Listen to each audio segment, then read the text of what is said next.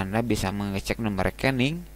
Anda tinggal lempar-lempar saja di sini di Credible Coin. Anda lempar di sini, dicek.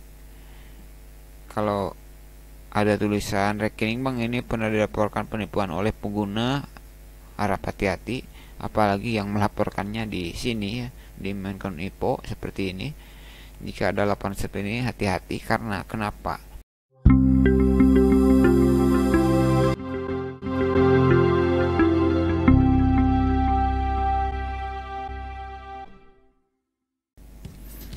Halo, assalamualaikum warahmatullahi wabarakatuh. Jumpa lagi sahabat lipat semuanya.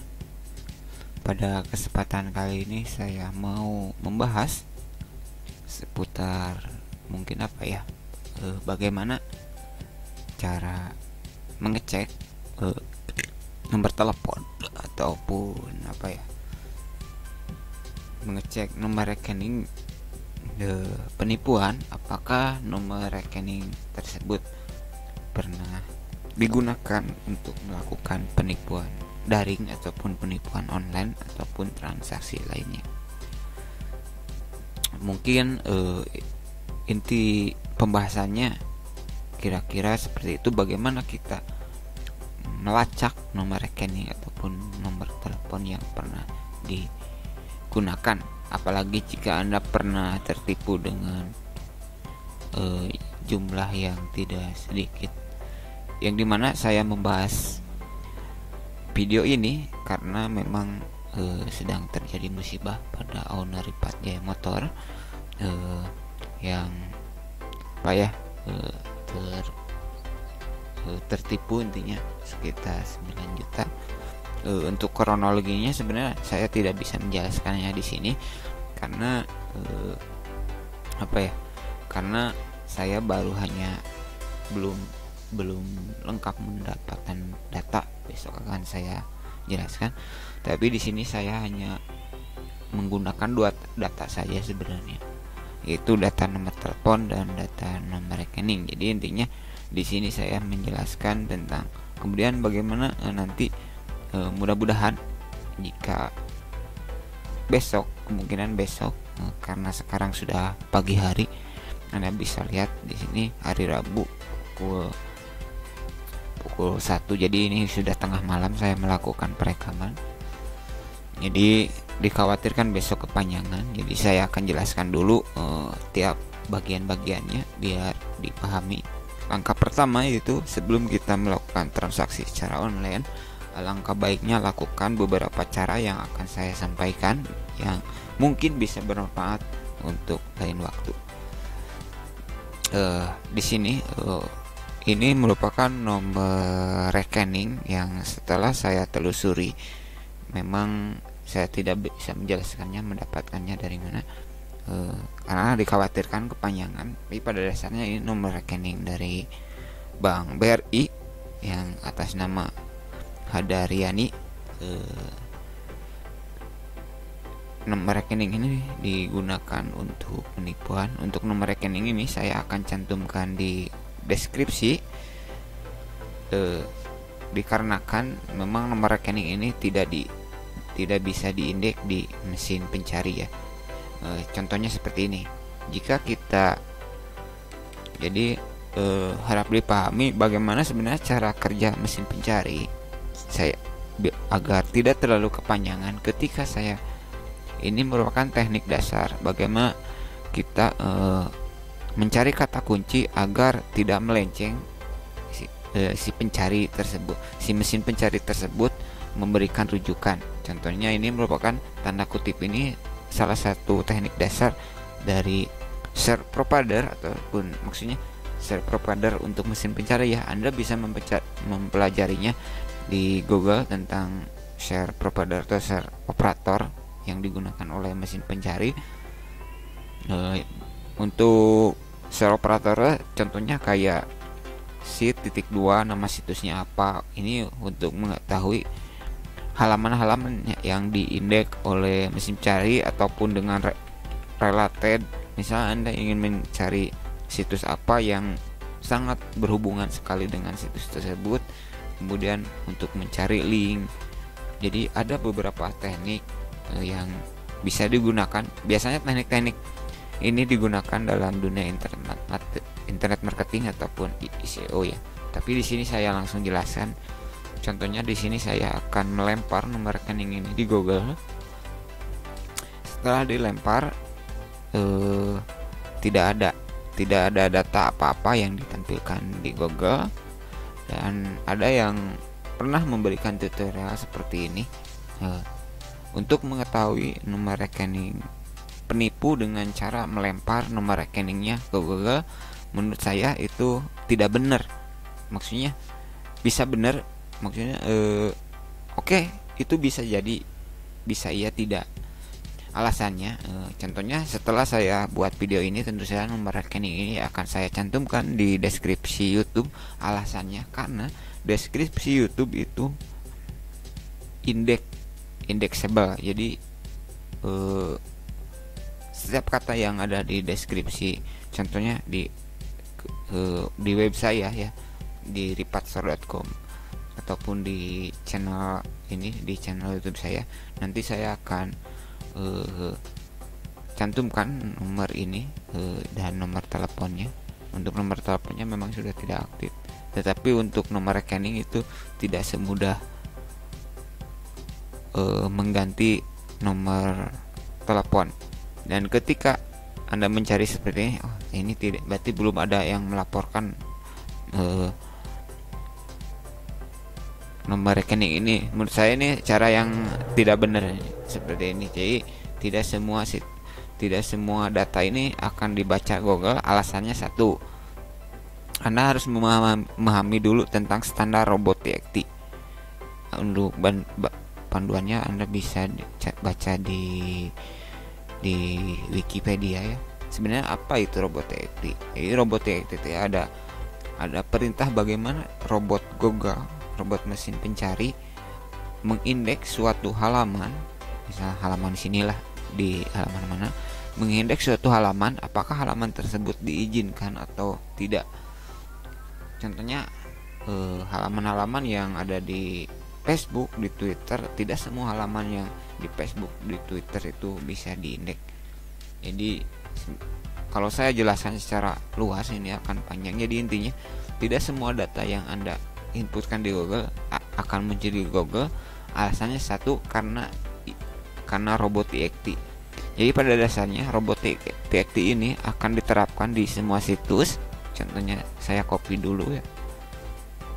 Jadi Anda hanya tinggal ketik seperti ini. Jadi contohnya ini robot.txt dari YouTube.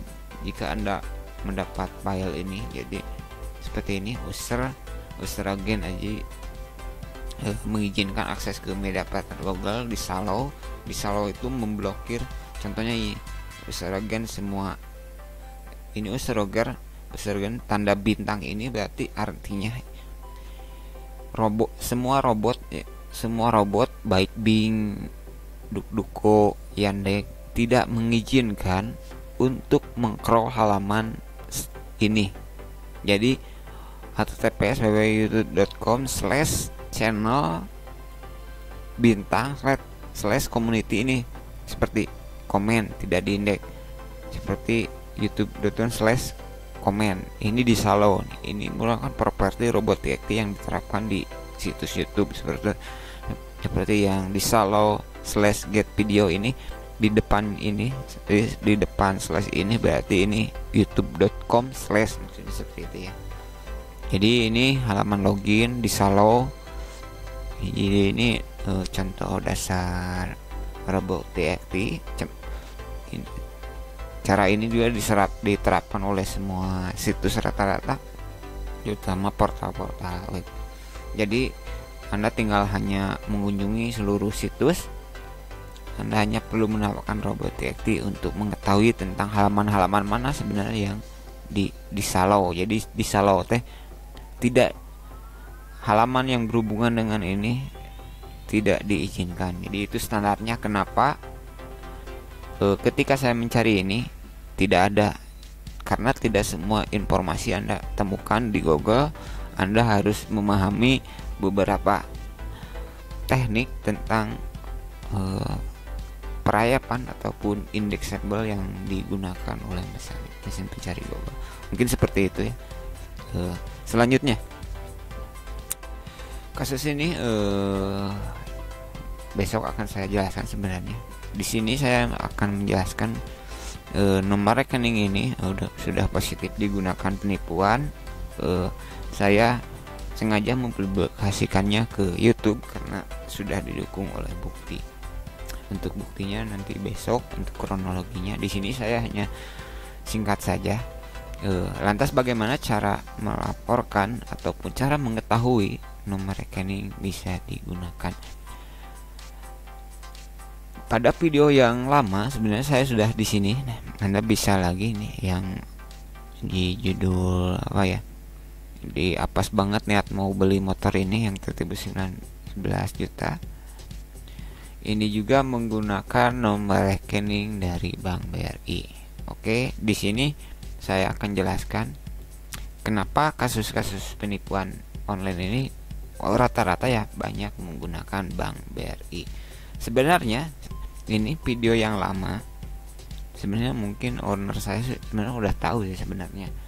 Jadi kenapa nomor rekening Bank BRI gampang banget ya, atau rata-rata Anda bisa temukan dimanapun Anda berada. Rata-rata kenapa rekening Bank BRI gampang banget digunakan untuk penipuan? Untuk sekedar klarifikasi ya, saya tidak menjudge ataupun tidak menyalahkan suatu pihak, contohnya dari pihak Bank BRI. Saya berdasarkan pengalaman saya akan langsung jelaskan perbandingan dari 3 bank ya. Saya pernah membuat rekening Bank Mandiri, oke, itu pernah. Saya pernah membuat rekening Bank BCA, oke, itu pernah. Bukan pernah, masih aktif ya. Kemudian Bank BRI, oke, pernah ya. Saya untuk Mandiri prosesnya kayaknya sama kayak BCA. Ketika saya membuat rekening Bank BCA, Anda hanya menyodorkan KTP, apakah Anda langsung di ACC untuk rekening Anda tersebut? Tidak. Untuk pengalaman saya untuk membuat rekening Bank BCA, prosesnya itu rumit sekali. Anda harus membuat laporan ke desa, data-datanya lengkap. Kemudian Anda harus punya apa ya? Membuat membuat SIUP atau surat izin usaha perdagangan, itu ada itunya ya. Untuk membuat BCA itu benar-benar tidak beres dalam sekejap. Intinya untuk Bank BCA emang jarang orang menggunakan, digunakan untuk penipuan karena rumitnya pembuatan dan keamanan. Itulah pentingnya kenapa salah satu contoh Bank Sentral Asia menerapkan sistem ketika ada nasabah baru ya, prosesnya rumit. Anda harus mengetahui bahwa itu untuk keamanan kita juga semua. Jadi harap perhatikan di sini saya tidak menjelaskan. Sebenarnya saya juga bingung sebenarnya sistemnya sebenarnya Bank BRI ini bagaimana, saya tidak tahu. Saya sekali lagi saya tidak menyalahkan. Kalau masalah sistem atau bagaimana siapa yang salah saya tidak tahu, tetapi saya punya bukti bahwa untuk pembuatan rekening Bank BRI itu mudah.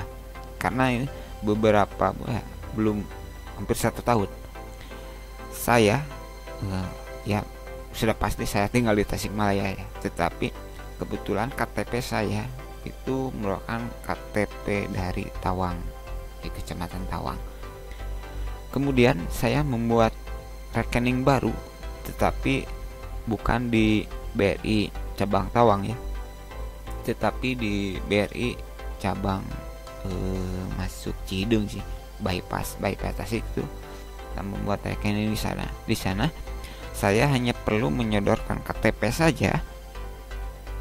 Ternyata prosesnya mudah gitu, langsung jadi. Hanya dengan proses menyodorkan KTP saja itu nomor buku tabungan saya langsung jadi. Sebenarnya saya pernah 2 kali membuat gitu. Makanya saya sempat bingung kenapa ya pembuatan rekening di bank BRI itu lebih mudah atau memang karena merakyat gitu. Tetapi di samping kemudahan tersebut ternyata banyak oknum yang menyalahgunakannya. Mungkin saja kan bisa menggunakan namanya juga kan para penjahat lah, para penipuan itu. Mungkin dia bisa saja menggunakan KTP palsu atau bagaimana. Ternyata untuk pembuatan KTP palsu saja sekarang kita bisa menemukannya di internetnya itu.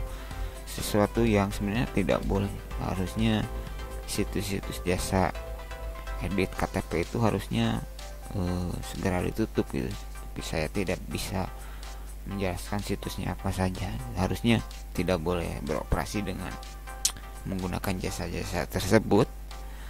Lagian buat apa harus membuat jasa edit KTP segala itu. Bingung sebenarnya saya juga tujuannya buat apa, karena oleh sebagian orang itu tentu saja disalahgunakan. Jadi mungkin kira-kira seperti itu. Jadi harap dimaklumi kenapa rata-rata penipuan selalu menggunakan Bank BRI. Dan seperti yang sudah saya jelaskan, karena untuk pembukaan atau pembuatan rekening Bank BRI itu mudah. Anda bisa buktikan sendiri atau Anda pernah mengalaminya, atau jika Anda punya rekening 2 bank, bandingkan misalnya Bank BRI dengan BCA atau BRI dengan Mandiri, pasti Anda memahami prosesnya seperti apa, itu kerumitannya pasti Anda tahu. Tetapi saya juga tidak tahu untuk bulan-bulan sekarang konsepnya seperti apa, tapi selama pengalaman saya seperti itu, dan saya bisa buktikan di beda kecamatan. Padahal di kecamatan saya sendiri itu ada Bank BRI, tapi saya membuatnya di tempat lain. Ternyata itu bisa dilakukan. Mungkin kira-kira seperti itu. Jadi bagi Anda yang sering bertransaksi lewat online, hati-hati yang apalagi jual beli dengan Bank BRI ini, harap hati-hati. Jadi alurnya seperti itu.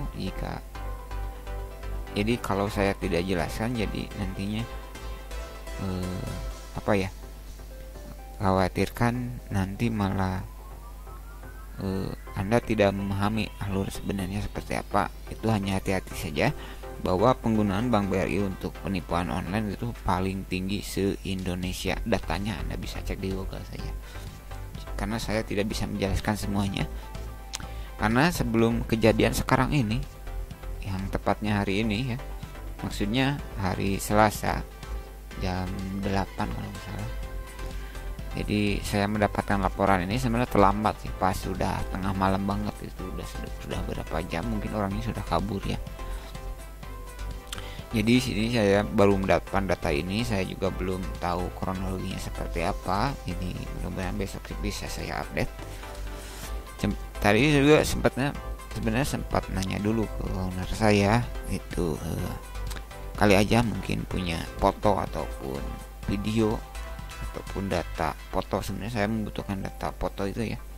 Itu saya ingin mereperser ataupun mencari akun-akun dia. Rencananya saya mau brandel akun-akun dia. Maksudnya brandel itu saya mau jebol akun-akun dia, karena memang itu. Jadi di sini saya tidak menyalahgunakan kemampuan saya. Di sini tujuan baik. Saya ingin membrandel akun dia itu, ingin mencari tahu siapa saja mungkin orang-orang yang berinteraksi dengan dia, sebenarnya dia orang mana atau bagaimana. Jadi ya kira-kira seperti itu ya. Mudah-mudahan besok bisa dapat datanya. Di sini saya hanya baru dapat data nomor telepon dan ini, dan nomor rekening. Untuk nomor telepon saya kayaknya percuma ya, karena harga nomor telepon ini mudah. Oke, di sini saya akan jelaskan lagi untuk nomor telepon ya. Kan sekarang itu untuk nomor telepon kan harus daftar dulu pakai nik dan kakak. Jujur ya, menurut saya pribadi percuma. Terus terang, saya bukan berarti kecewa. Untuk sistem pembuatan ini menggunakan kakak dan KTP itu masih menurut saya pribadi ya, ini masih banyak terlalu masih terlalu mudah. Saya bahkan pernah mencoba membuat suatu program, karena memang saya programmer, jadi saya sering buat program untuk mengecek hash tentang ektp ini. Ternyata contohnya saya bisa mendapatkan data ektp orang lain bahkan di luar Pulau Jawa, contohnya di Sumatera. Saya bisa mendapatkan nomor ektp yang belum pernah dipakai sama sekali untuk registrasi online. Itu salah satu kelemahan yang harus segera diperbaiki sebenarnya. Bagaimana sistem ini biar tidak mudah. Saya juga tidak tahu sebenarnya sistem ini, karena ini sistem kode yang ada urutannya ya. Karena nomor KTP, nomor KK itu ada urutan registrasinya, nomor depannya itu untuk area apa, seperti itu kira-kira. Ternyata itu masih bisa dihash, dilacak di tracking ke 4444. Masih, kalau misal saya tinggal di Tasik, di sini saya ingin membeli kartu perdana baru, kemudian saya ingin mendaftarkannya dengan NIK dan KK area Kalimantan. Itu sangat mudah kalau bagi saya gitu, terus terang.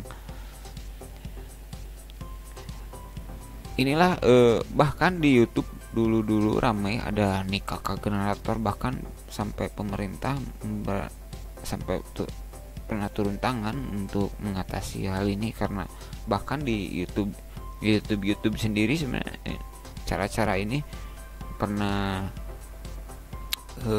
banyak orang yang bahas, tapi videonya sudah banyak dihapus karena ini bertentangan dengan negara, tidak boleh. Jadi ini hanyalah saya mempelajari, saya di sana hanya mempelajari kok ya masih bisa sebenarnya KTP orang lain didaftarkan di kartu perdana. Pada itu bagaimana kita bisa mendapatkan data tersebut. Sebenarnya ada teknik yang lebih sederhana, itu teknik brute force sebenarnya, tetapi kita bisa menghash kode tersebut apakah aktif. Contohnya brute force untuk nomor telepon dan lain-lain. Tapi biasanya kalau saya ya, kalau dulu brute force itu biasanya untuk login, web login, biasanya untuk mencari password. Mungkin itu salah satu teknik yang umum sebenarnya. Untuk teknik brute force itu teknik umum sebenarnya, tergantung kepada orang yang menggunakannya tujuannya buat apa. Kalau saya sih sebenarnya hanya tujuan untuk penetrasi saja, untuk pen testing saja. Mungkin bagi Anda yang sering bergelut di bidang IT tahulah apa itu pen testing lah, kayak gitu, pasti tahu lah. Jadi walaupun ini nomornya, saya tidak menjamin, walaupun di database 4444 ada rekaman tentang pendaftar, siapa yang daftar ini, yang mendaftarkan nomor ini, saya masih ragu sebenarnya. Maksudnya saya masih ragu yang pendaftar itu apakah benar orang-orang yang melakukan aksi penipuan tersebut atau tidak. Itu masih ragu karena jadi ada kemungkinan besar dia menggunakan kakak orang lain atau bagaimana, tetapi saya masih ragu. Kemudian ada yang pernah saya baca gitu ya, ketika pihak ini bercerita ya, berdasarkan alur saja. Misalkan Anda mendaftarkan kartu tersebut ya, misal kartu ini daftarkan, kemudian Anda melakukan SMS dari awal hingga beberapa hari atau berbulan. Kemudian Anda menghapus SMS ataupun bahkan nomor panggilan Anda ataupun nomor phonebook Anda menghapus di ponsel Anda. Kemudian Anda melakukan kejahatan. Kemudian Anda mengelak bahwa saya tidak melakukan kejahatan, mana buktinya, SMS-nya nggak ada. Berarti Anda itu orang terbodoh sedunia. Karena sistem database provider baik Telkomsel XL, ketika Anda mendaftarkan kartu tersebut, setiap SMS yang Anda kirimkan dari awal hingga Anda mati pun, SMS Anda tidak akan pernah dihapus sampai kapanpun, kecuali ada pihak dalam yang sengaja menghapus SMS tersebut. Mudah-mudahan bisa dipahami. Nah, ketika ada kasus tindak kejahatan, kenapa pihak kepolisian, contohnya kasus-kasus narkoba, kasus-kasus apa ya, ini orang-orang yang melakukan kejahatan itu, kenapa pasti ponsel lah yang dicari? Sebenarnya pihak aparat tidak membutuhkan ponsel Anda, tetapi membutuhkan SIM card yang Anda miliki. Misalnya Anda bisnis narkoba, tapi Anda mengelak bahwa saya tidak punya bukti pernah melakukan transaksi. Anda merupakan orang terbodoh sedunia. Dimana ketika Anda menghapus, percuma Anda menghapus pesan Anda di SMS, karena SMS Anda di tracking ke server SIM card yang Anda miliki. Jadi ketika ada kasus seperti itu, pasti pihak berwajib akan mengambil SIM card Anda, karena yang dibutuhkan bukan ponsel Anda tetapi SIM card Anda. Dan pihak berwajib nanti akan meminta log SMS maupun log telepon pada SIM card Anda tersebut, sehingga Anda tidak akan bisa pernah mengelak bukti-bukti SMS yang Anda gunakan dalam kejahatan tersebut. Kemudian selanjutnya, nah, contoh lain untuk mempersingkat, ketika Anda kehilangan sebuah kartu, contohnya Anda memiliki kartu yang sering Anda pakai ya, kemudian Anda hilang. Tentu saya sebutkan contohnya Anda menggunakan provider Telkomsel. Ketika Anda kehilangan kartu tersebut, pasti Anda akan lari kemana? Pasti lari ke Grapari.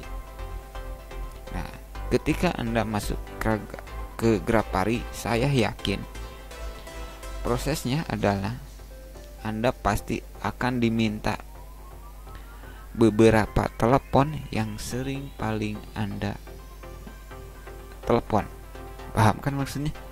Jadi pasti pihak Grapari akan, tolong sebutkan minimal 10 atau berapa nomor telepon yang sering Anda hubungi. Nah, ketika Anda mengirimkan tersebut, kemudian Anda salah menulis angka saja, atau Anda menulis angka-angka nomor-nomor telepon yang sering Anda hubungi, otomatis pengajuan kehilangan kartu Anda tidak akan di-ACC.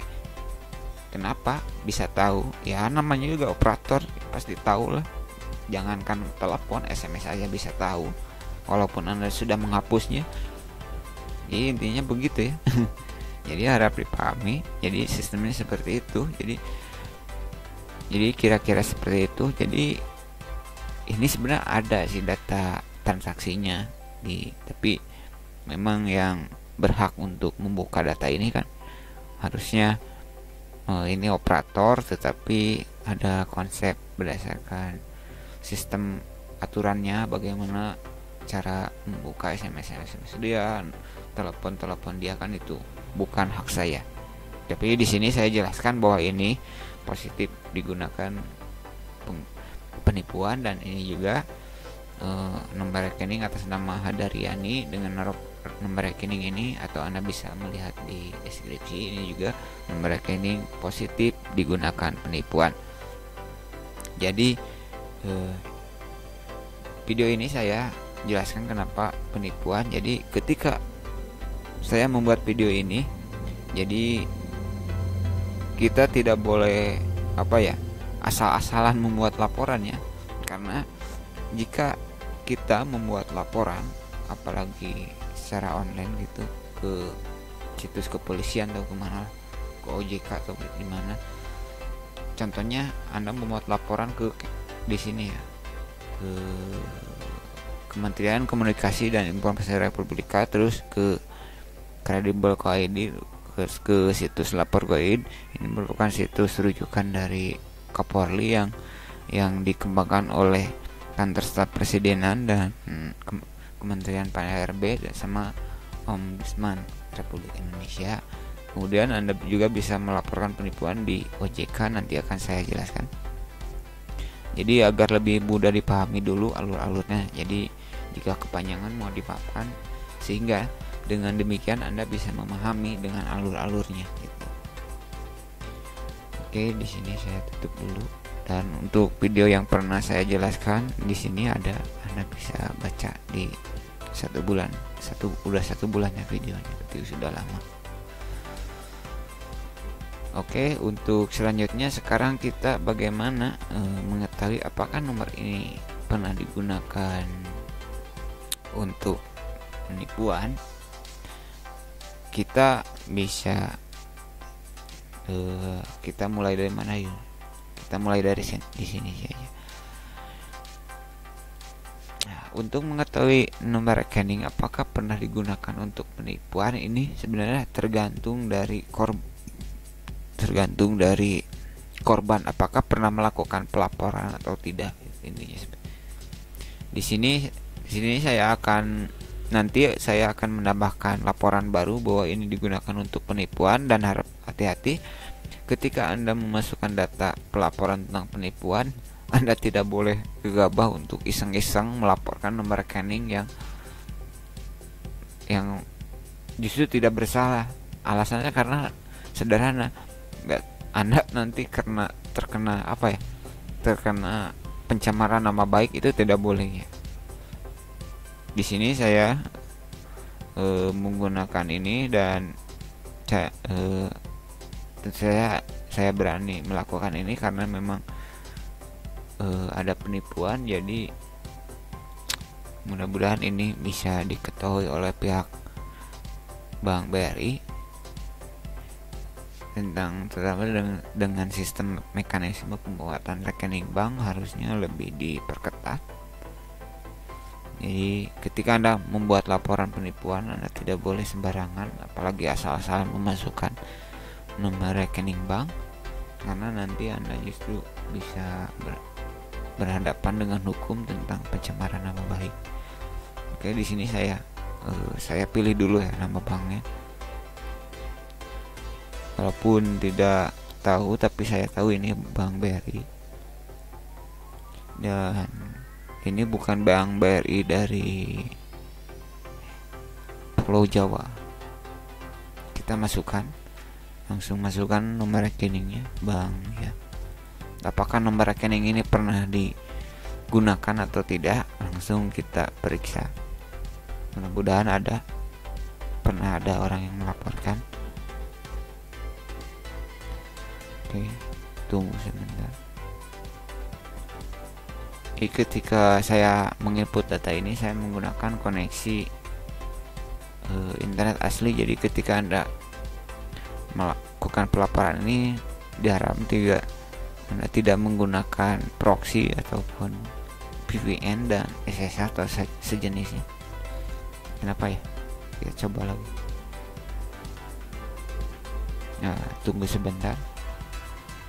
Oke, ini kenapa tidak keluar hasilnya? Coba refresh. Untuk refresh browser Anda bisa menggunakan F5. Untuk pengguna ponsel Anda bisa baca-baca ya. Nah, sebenarnya ini situs dibuat oleh siapa gitu, ada di sini. Nggak baca-baca saja. Yang pasti ini sudah pasti ini situs yang dibuat oleh Kementerian Komunikasi dan Informasi Republik Indonesia. Bank BRI. Kenapa ini tidak keluar? Coba periksa. Oke, ini sudah ada datanya. Oh, ternyata pernah dilaporkannya. Nomor 4480010412553 BRI Bank Rakyat Indonesia, nama rekening Hadariana. Oh, Hadariana ya. Hadariana. Tunggu sebentar. Hadariani. Hadariani. Tunggu sebentar. Saya cek dulu di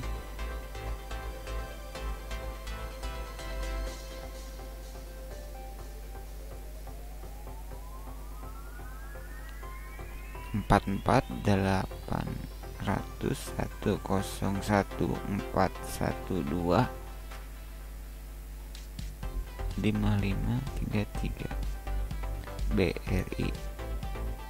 Ini udah benar. Aneh juga ya.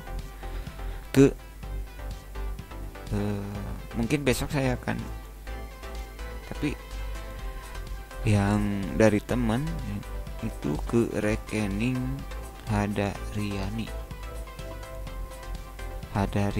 tapi di sini Hadariana ya nama rekening. Kok bisa beda ya? Ini laporannya berarti tanggal 9, berarti September ya, 20 September, September, Oktober, November, Desember. Hadariani. Oh, tapi sudah benar ya. Hadariana. Tapi nomor rekening, tapi saya mengacunya ke nomor rekening bank ya.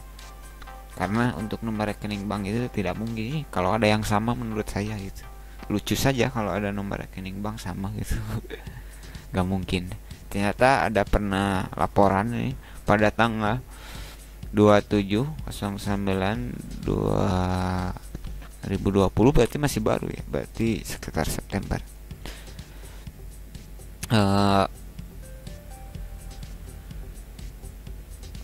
Laporan sudah diterima, open berarti belum tanggapi, mungkin belum ditanggapi ya. Ini kasusnya prostitusi online. Bahkan nomor rekening ini ada 3 penipuan lagi, tetapi 3 mungkin tidak melakukan pelaporan. Nah, untuk kali ini saya akan tambahkan. Jadi ini untuk sanggah rekening ini sebenarnya untuk menurut saya ini untuk orang yang memiliki rekening tersebut, bahwa misalnya ini nomor rekening saya, bahwa saya menyanggah saya menggunakan penipuan gitu. Karena mekanisme yang dibaca bahwa ini sudah mengacu ke ranah hukum ya. Jadi ketika saya tambahkan laporan ini juga karena memang sudah positif, buktinya sudah ada bahwa ini digunakan untuk penipuan. Jadi Anda jangan mencoba-coba memasukkan rekening orang lain gitu, terus tambahkan laporan, itu sama dengan mencemarkan nama baik. Itu boleh. Dan untuk sanggahan untuk pemilik akun rekening ini ya, mudah-mudahan dia online. Tapi kayaknya kalau penipu kebakalan sanggup menyanggah tentang laporan ini, yang ada malah nipu lagi dan kabur, mungkin seperti itu. Tapi di sini dari screenshot yang diterima dari teman, namanya Hadariani, tapi yang laporan dari orang ini itu namanya Hadariana. Apa mungkin dia punya 2 jenis kelamin ya? Hadariani cewek, Hadariana cowok. Entahlah, saya bingung. Di sini saya tambahkan laporan. Coba apa saja. Oh, ternyata untuk membuat laporan ini, contoh Anda bisa nomor rekening, nama rekening yang dilaporkan. Oh, kemungkinan orang tersebut melaporkan rekening menggunakan nama Hadariana ya. Seharusnya tulisnya Hadariani. Kemudian masukkan kategori penipuan, terorisme, penipuan, masuk jumlah berapa ya, 9 juta. Media telepon lain-lain, WhatsApp, detail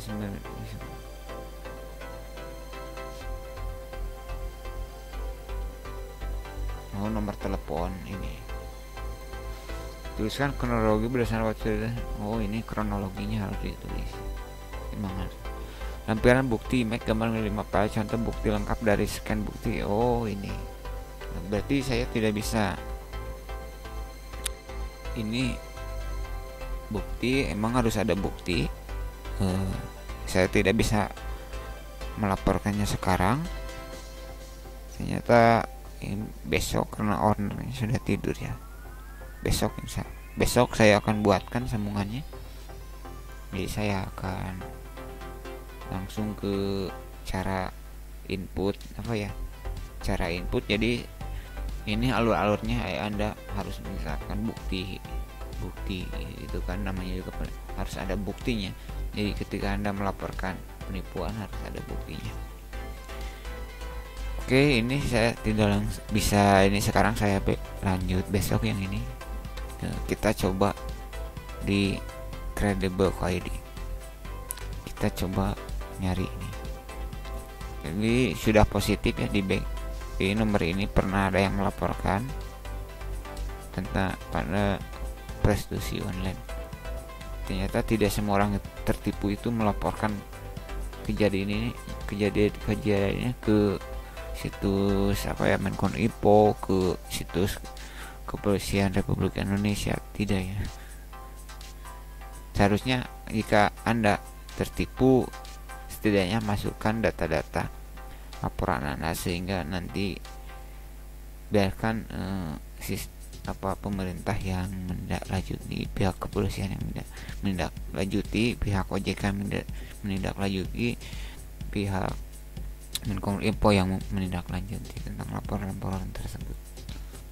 Apalagi di musim corona semakin meningkatnya tindak kejahatan yang menggunakan media online. Nomor rekening kita coba cek ada yang melaporkan tidak. Di sini rekening bank ini pernah dilaporkan melakukan penipuan oleh pengguna.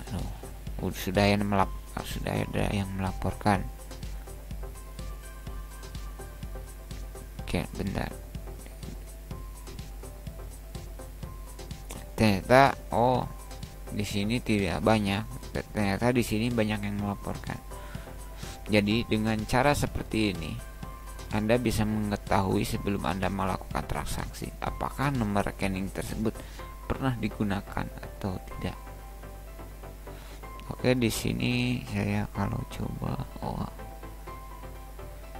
informasi nama bank, lokasi. Ada. Berarti apakah nomor rekening ini milik Anda? Verifikasi dan tingkatkan bukan, berarti ini harus si penipu ya. Harus penipu yang verifikasi. Jadi Anda tinggal daftar dulu. Di sini saya hanya besok, sebenarnya besok paling saya pengajuan pelaporannya ya, terutama ke OJK karena memang usaha kami ya memang diawasi langsung oleh OJK. Oke, ini udah banyak orang melaporkan, sudah positif. Ada yang melaporkan bahwa ini nomor rekening penipuan. Untuk melaporkannya sepertinya caranya sama seperti yang di Menkominfo, yaitu harus ada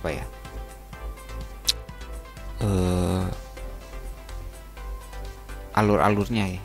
Besok karena di sini saya belum tahu alur sebenarnya karena saya baru mendapatkan 2 data saja, nomor rekening sama nomor telepon. Kita coba nomor telepon. Cek telepon. Di sini formatnya tidak boleh 62 ya. Harus masuk. Tapi saya ini kalau nomor ini untuk pengecekan nomor telepon penipuan ini kayak penipuan, konsepnya seperti seperti yang terjadi sekarang ini, yang seperti ini sebenarnya tidak cocok ya. Karena sebenarnya saya butuhkan hanya cek rekening saja. Karena ini kasus penipuannya bukan kayak bentar, kayak pernah bahas saya juga, kayak nih kayak penipuan ini.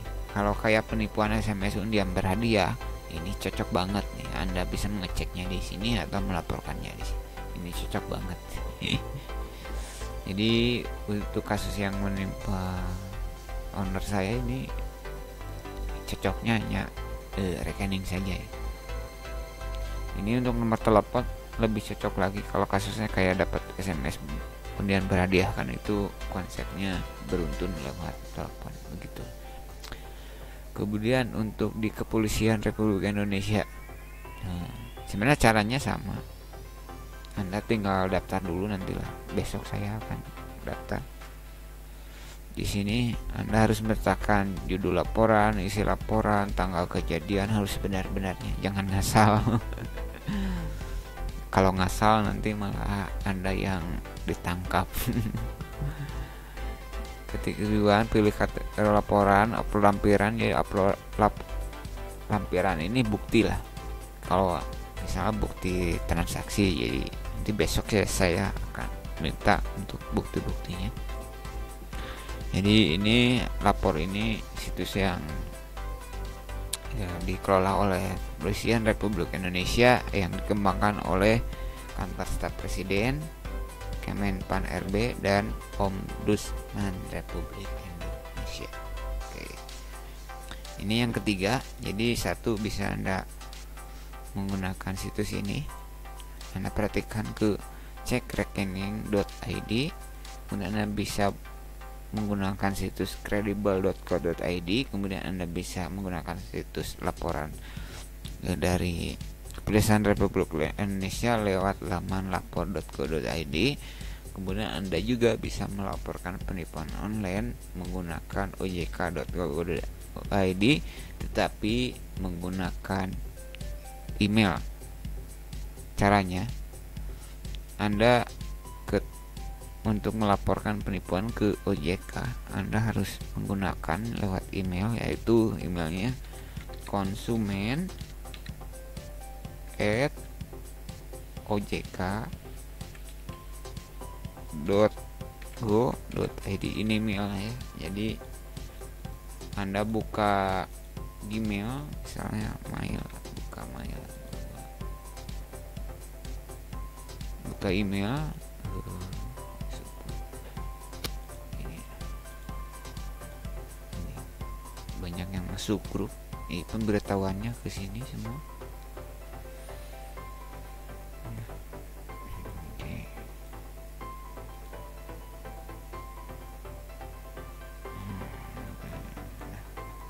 Jadi caranya tulis pesan, kirim seperti ini, subjek konsumen OTK, subjek misalkan penipuan online atau penipuan jual beli online, intinya penipuan online. Kemudian Anda kronologinya laporkan seperti di situs kepolisian ini. Jadi judul isi laporan Anda tinggal copy paste saja, pindahin ke sini. Jangan lupa buktinya juga Anda harus sertakan, bukti-bukti transaksi, bukti-bukti penipuan, apalagi bukti tempat usaha. Ingat sekali lagi, jangan coba-coba Anda menggunakan situs-situs ini, apalagi situs kepolisian, apalagi OJK, untuk membuat laporan Anda palsu, karena Anda bisa dituntut pidana. Saya tidak tahu sih kalau pencemaran nama baik itu maksudnya hukum apa. Nanti Anda yang bahkan dituntut balik jika tanpa bukti ya, apalagi jika iseng-iseng. Ya, untuk OJK, untuk layanan konsumen, Anda bisa seperti ini, kirim ke konsumen@ojk.co.id. Nanti besok saya akan melakukannya, karena kronologinya saya belum lengkap, karena laporan penipuan ini saya baru mendapatkannya setengah 12 tadi ya. setengah 12 malam maksudnya, karena transaksinya dari apa ya, jam berarti setengah 9, Insya Allah besok. Jadi untuk intinya ketika Anda sebelum bertransaksi, tipsnya adalah pastikan nomor Anda bisa mengecek nomor rekening. Anda tinggal lempar saja di sini di Credible Coin, Anda lempar di sini, dicek. Kalau ada tulisan rekening bank ini pernah dilaporkan penipuan oleh pengguna, harap hati-hati, apalagi yang melaporkannya di sini ya, di Menkominfo seperti ini. Jika ada laporan seperti ini, hati-hati. Karena kenapa? Apakah ini orang melaporkannya asal-asalan atau beneran gitu? Seperti yang saya tadi, jika Anda mencoba membuat laporan palsu, jangan membuat laporan palsu, dan apabila orang yang dilaporkan melaporkan balik Anda, tentu saja Anda tahulah berarti bagaimana proses hukumnya itu. Pasti Anda yang kalah gitu. Intinya seperti itu aja sih sebenarnya, simple. Tidak boleh menyalahgunakan situs-situs pemerintah ini untuk laporan daring. Intinya seperti itulah. Jadi seperti ini. Jadi ini nomor rekening ini sudah di sini sudah banyak yang melaporkan, tapi di sini belum banyak. Intinya seperti itu ya. Jadi tipsnya sebelum bertransaksi begini, inilah caranya. Bagaimana cara mengecek jika kita punya keraguan apakah nomor rekening ini palsu atau tidak. Inilah caranya.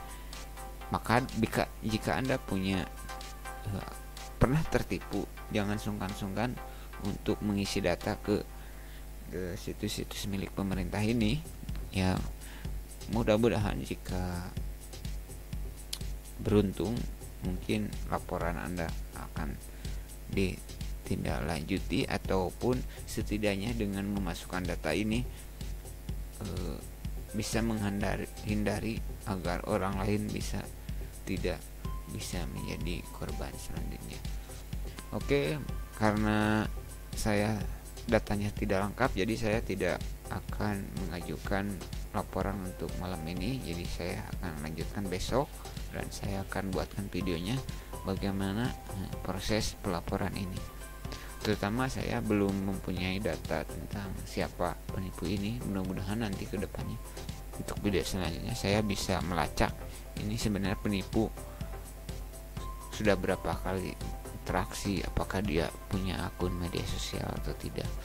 Ya, mudah-mudahan dia ketahuan gitu akun media sosialnya apa gitu, biar bisa saya brandel akunnya gitu.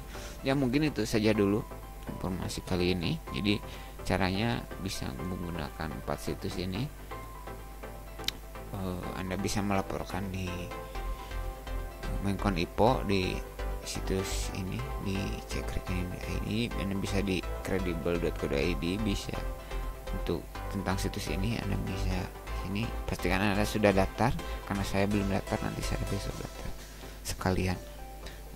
Kemudian di lapor.go.id Anda bisa di sini. Kemudian untuk OJK Anda bisa mengisinya dengan lewat email yang tadi sudah saya sebutkan. Mungkin itu saja dulu, dikhawatirkan kepanjangan. Semoga informasi ini bermanfaat, dan terima kasih, dan sampai jumpa. Assalamualaikum warahmatullahi wabarakatuh. Bye bye.